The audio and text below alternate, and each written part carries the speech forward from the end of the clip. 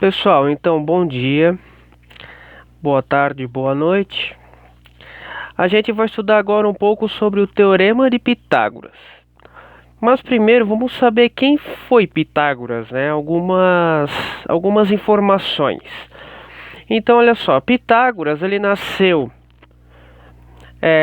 não tem detalhes muito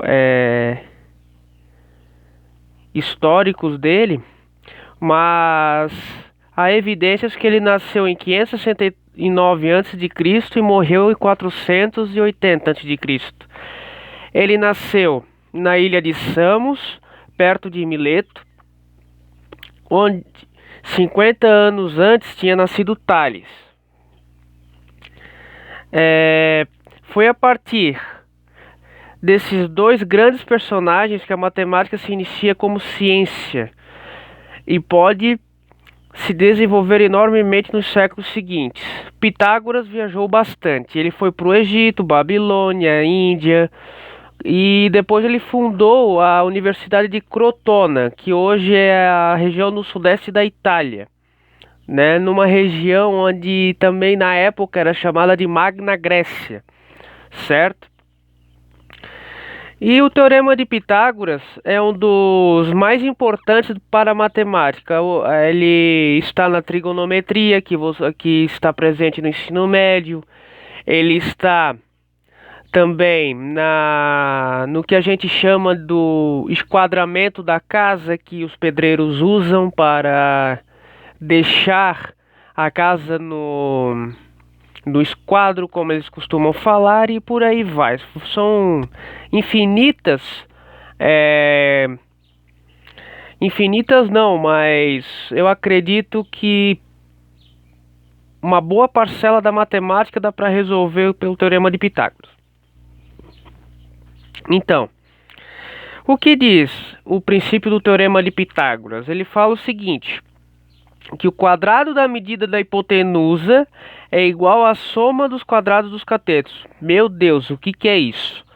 Então, olha só, o que isso nos diz? Olha só, vocês lembram da aula passada sobre as relações métricas do triângulo retângulo? Então, olha só, da onde vem isso? As relações métricas no triângulo retângulo são as seguintes: você tem um triângulo, né, grande, e você tem triângulos menores, que a partir do teorema de Tales você faz por semelhança de triângulos. Então olha só, o lado A está para o C, assim como o lado C está para o M. Então, multiplicado cruzado, vocês chegam a essa primeira relação, ou seja, a primeira letra A, que é C ao quadrado igual a M vezes o A. Então, a primeira relação, só que a letra B, nos diz o seguinte: que o A, que é a hipotenusa do primeiro, está para o B, que é a hipotenusa lá do último. Aqui tem o primeiro triângulo, segundo triângulo, terceiro triângulo, ok? Então, olha só, a hipotenusa do primeiro triângulo está para a hipotenusa do terceiro, assim como o cateto do primeiro está para o cateto do terceiro. Ou seja, a gente sempre pega em par os triângulos para analisarmos. Então, olha só, a gente chega a essa relação: A está para B, assim como B está para o N. Então, olha só, fazendo essa multiplicação cruzada, chegamos a B ao quadrado, B vezes B, B ao quadrado, A vezes o N, A vezes o N. Então, a partir dessas duas é que nós partimos para achar a quarta relação, que é chamada do Teorema de Pitágoras.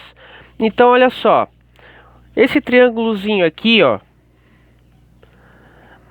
ele está bem dividido, ou seja, ele tem um triângulo maior e ele está desenhado por dentro dois triângulos menores, ok?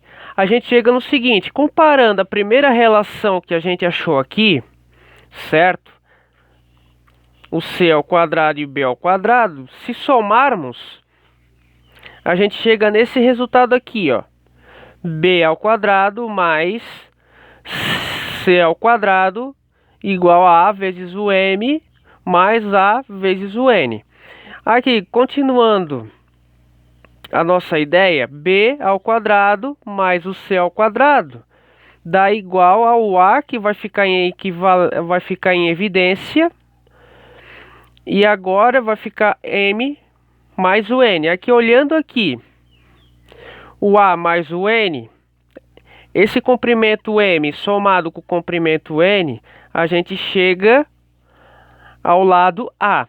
Então, olha só, substituindo, olha só, como o M mais o N é igual ao A, temos o seguinte, que o B ao quadrado mais o C ao quadrado igual a ao quadrado, ou A ao quadrado igual a B ao quadrado mais C, certo?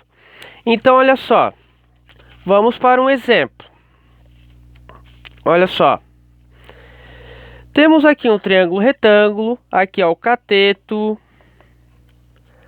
aqui é a hipotenusa. Lembrando que a hipotenusa é sempre o lado oposto ao ângulo de 90 graus, certo?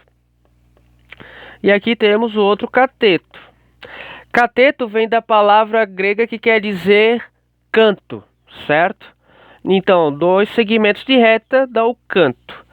Então, olha só, temos o seguinte, temos a fórmula, temos o teorema de Pitágoras e temos o A vale quanto? X, né? Deixa eu só apagar aqui para não confundirmos. O B vale quanto? 6. E o C vale quanto? 8. Substituindo, chegamos ao que? X ao quadrado, que é o A, igual a 6 ao quadrado, mais o 8 elevado ao quadrado. Então, resolvendo essa potenciação, 6 ao quadrado é 36, e o 8 ao quadrado é igual ao 64. Então, x ao quadrado é igual a 100. Operação contrária do expoente 2 é a raiz quadrada. Então, passamos a raiz quadrada sobre o 100. Logo, o x vale 10. Letra B. Olha só. Temos aqui de novo uma relaçãozinha aqui, ó. Aqui temos agora o cateto, ó. Professora, mas esse aqui, o lado do 90 graus está em cima agora, não tem problema. Então, de baixo vai ser a nossa hipotenusa. Sempre a hipotenusa será o lado oposto, sempre, tá? Sempre. Olha só, a hipotenusa está embaixo por causa que é o lado oposto ao de 90 graus, certo? Então, fazendo aqui uma chavezinha, o A vale quanto? 15. O B vale quanto? 12. O C é o quem? É quem queremos calcular. Então, olha só. Substituindo os valores, 15 elevado ao quadrado, C ao quadrado vai ficar x ao quadrado, mais B ao quadrado, que é o 12 ao quadrado. Resolvendo, chegamos a 225 igual a x ao quadrado mais 144. Resolvendo, né? O que eu digo resolvendo? Esse 144 está feliz, vai passar para o outro lado triste. Então vai ficar 225 menos 144 igual a x ao quadrado. Então, fazendo essa subtração, chegamos a 81. Então fica x ao quadrado igual a 81.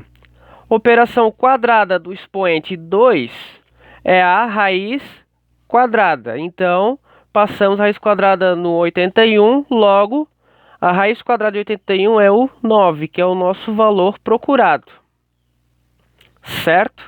Então, pratique esses dois exemplos, certo? Façam os exercícios, tá? Matemática só se aprende praticando. Bons estudos, boa semana e nos vemos numa próxima.